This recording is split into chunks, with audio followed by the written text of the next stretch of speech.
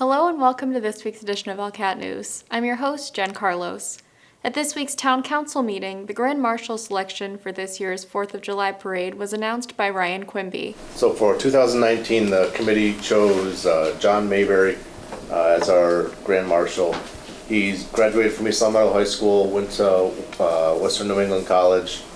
He's worked at Maybury Material Handling since 1976. He was a member of the East Long Meadow JCs and the president of the East Long Meadow JCs. Is a member of the East Long Meadow Chamber of Commerce, the Western Mass Development Corporation, the Safety Council of Western Mass. He was on the Board of Public Works for over 20 years, being chairman on that as well. He's East of the River Chamber of Commerce past president. He's also a past chair and board member since 2007 for the Bay State Health Foundation, as well as on the Board of Trustees for Bay State Health Systems, and board member for Bay State Health. He's also been a longtime supporter of the 4th of July parade. He served on the East Long Meadow Technology Committee. He was actually on the committee that hired me, so we got him to blame. Made a good business partnership with the East Long Meadow Public School System. It's supporter of the Boy Scouts and many other local benefits, including the fishing derby. Some of the awards he's received in the past are the Distinguished Citizen Award from the Boy Scouts of America in 2016. He's also received the Lions Club Distinguished Citizen Award for community service, and also the Paul Harris Fellow Award from the East Long Meadow Rotary Club. And also in 2007, he was named Top Entrepreneur by Business West. We're going to invite him up and make him going to sit in the balcony. Yeah, this is no surprise. So. It is an honor, and John, we'd like you to come up. We have a plaque to present to you. Well.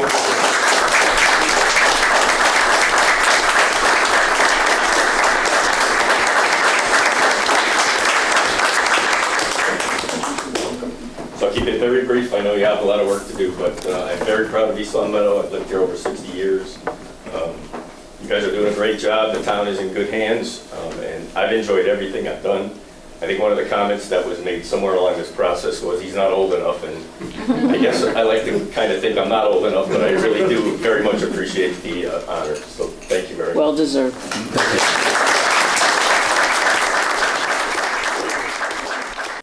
And Caitlin Tedeschi was recognized with a citation from the council for her achievement of the Girl Scout Gold Award, the highest level of achievement a Girl Scout can reach through her contributions toward mental health awareness. And the pinnacle of a Girl Scout's career is the Girl Scout Gold Award. It's an award that is very prestigious, very difficult to earn, represents something that a girl is passionate about, and that gives back to her community in a significant way. And I think Caitlin could best tell us a little bit about her project and what she did to become a Gold Award Girl Scout. Great. Caitlin, it's all yours. So I chose the topic mental illness stigma because like the older and older I get, the more and more I see mental illness becoming a huge problem. Like in between well, so you were a middle school principal. You were my principal one year. I remember. And like from that age, like 6th grade to like 12th grade, it's just like absolutely awful. And we don't have a lot of like education or resources on it. So I thought that I would create like a little pamphlet for the school. And Dr. Flanagan approved this. She let me put it in the guidance office, and it just kind of outlines like stigma, mental illness, and like how it can affect others with mental illness when they're being stigmatized. And I also created a series of videos on my YouTube channel, and I interviewed people, some of my classmates, about their experiences with mental illness and how they've like encountered different problems with the school and how they've had help in the schools and whatnot. So it was kind of like intertwined a couple things, but it went across really well. The town council would like to congratulate you as the recipient of the Girl Scout of Central and Western Mass 2019 Gold Award. Great. Thank you so much.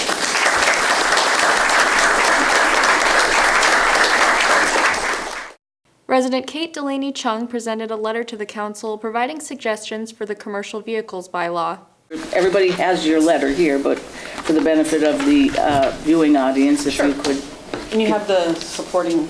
Yes, we do. Okay. I'm a resident. I've been here for about 11 years. And I became interested in this commercial vehicle issue. I understand this has been a long-standing issue in town, but I became interested in it when through Mr. Grimaldi's petition, I believe it was a year or two ago, watching the public hearings here and at the planning board and then on social media. It was a big fireball on social media. And I came to think that the law was fairly unfair, quite unfair to certain owners with their vehicles that looked identical pretty much to non-commercial vehicles, passenger vehicles, trucks and so forth. There's also already a bylaw in there, in the town's bylaws, that says you cannot have signs. People can't necessarily paint over their own signs, their own vehicles, signs on the vehicles, but you can buy blank car magnets. Usually it's the other way around. People will have a car and put a magnet on the car to advertise their business. Why not do it the other way around? Buy a blank car magnet, cover up the sign so you can park it in your driveway. And number 5, the snowplow attachments. That's a big business. Kids don't walk around with a shovel anymore. So I think that's something that young people in particular, that's a really good way to earn money. A lot of young men, maybe some women have pickup trucks. So to allow that and to be removed within 24 hours of the last snowfall, I think is reasonable. My suggestion is maybe to bring it back to the planning board and then have a recommendation or proposal from them and then come back to our planning subcommittee. A question? Procedural question. If the planning board says no, that's not a good idea, we don't like that idea. Or... It still comes back to us. They inform us of that. Okay. And we still have the right to give it to our Planning Matters Subcommittee for a recommendation. Okay. And if you decide not to go with it, then the petition, the 500 You still signatures. retain the option to go forward with the citizen petition initiative, Okay. yes. The council finalized its appropriation of funds for the FY 2020 budget, and following the finance director's recommendation, voted to fund from the free cash account $2 million towards the OPEB Trust Fund. Item number 3 is the finance director's request to fund $2 million from free cash for the OPEB Trust Fund. The acronym OPEB stands for Other Post-Employment Benefits. Sarah, That's please. correct. So as I have done every year, in June, I come back to the body and I ask to move a portion of money from our free cash balance into our OPEB trust. So if you will recall, our OPEB trust was established back in May of 2014, and it was for us to grow a sum of money in order to eventually have the liability of OPEB be completely funded by this outside fund. So OPEB is our retirees. Per Mass General Law, we have to provide health insurance at least 50% for our retirees and their spouses for the rest of their life. This liability grows approximately $3 to $4 million a year. We currently have a liability of approximately $40 million. We have a current balance of $5,949,908.02 in our fund. At this time, I am asking for the Town Council to approve me to move $2 million from our free cash into this trust. I believe that this is a financially prudent investment and will be beneficial for the town and help us to reach that goal of taking the retirement expense off of our operating budget and off of the tax dollars and onto this fund sooner by putting it in now. Just like an individual saves up and they contribute more when they're younger, I want to do the same kind of thing here. On Friday, the bell that hung for 135 years in the tower of the town hall was returned to the lawn to be displayed as part of the 125th anniversary of the town's incorporation in 1894. Wheel was on this side.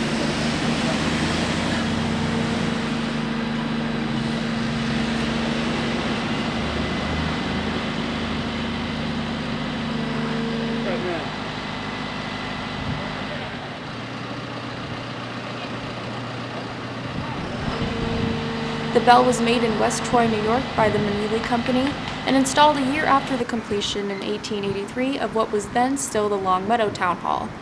Crews from Arment Construction removed the bell several weeks ago and it was mounted on a slab of East Long Meadow brownstone for display.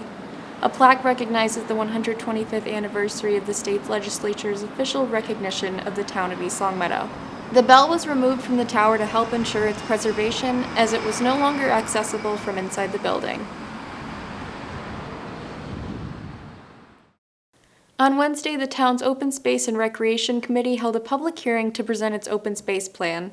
The plan designates areas for open space preservation and/or development for different types of active and passive recreation. You can see the entire plan by visiting the Recreation Department page of the town website.